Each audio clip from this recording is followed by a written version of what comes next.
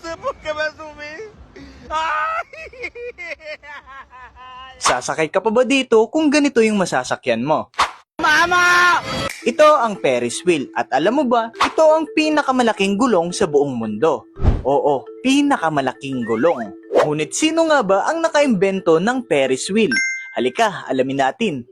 Noong humigit kumulang 1890s, naghahanap ang mga Amerikano ng pambihirang atraksyon para sa gaganapin na World's Columbian Exposition sa lungsod ng Chicago para sa taong 1893. Nais nila makagawa ng kahanga-hangang istruktura katulad ng Eiffel Tower na nasa Paris. Dito na pumasok ang isang inhinyerong nagngangalang George Washington Gale Ferris Jr.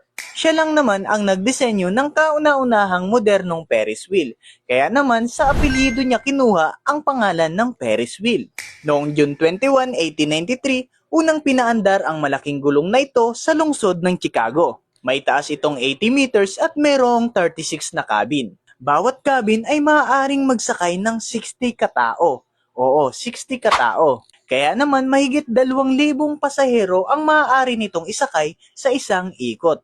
Ngunit bago pa man magkaroon ng modernong disenyo ng Ferris wheel, meron ng mga simpleng bersyon nito. Karaniwan itong matatagpuan sa bansa ng Turkey.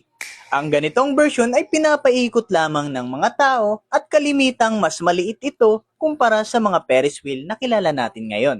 Mula nang sumikat ang modernong disenyo ng Ferris wheel, kumalat na rin ito sa iba't ibang bansa. Isa sa mga pinakasikat na Ferris wheel ngayon ay ang dalawang ito. Magkaiba ang dalawang iyan. Ito ang London Eye at ito naman ang A in Dubai. Pero bakit nga ba marami ang nawiwili sa pagsakay sa Ferris wheel? Dahil sabi ng iba, halo-halong pakiramdam ang mararamdaman mo dito.